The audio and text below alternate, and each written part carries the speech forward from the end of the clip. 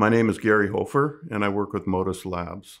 We are the manufacturers of a robotics gear, high precision, reduction gear, 60-to-1 ratio, and has extremely precise parts in it, to the microns. And we outsource some of those parts to All Metals to manufacture for us.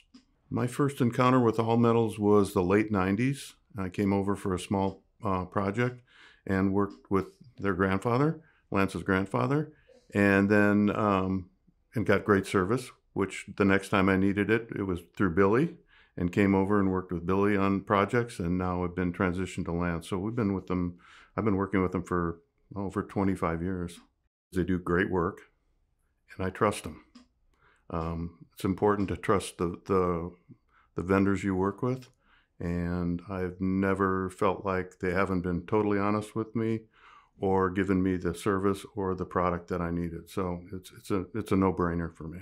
They're progressive. They're always looking for better ways to do it. We were having challenges with the parts that we were needing them to make, and they invested in the equipment necessary to do that. And we worked as a team together to help them understand how to run our parts and work it on the equipment that they bought, and they've been very successful with that. So we continue to collaborate with them.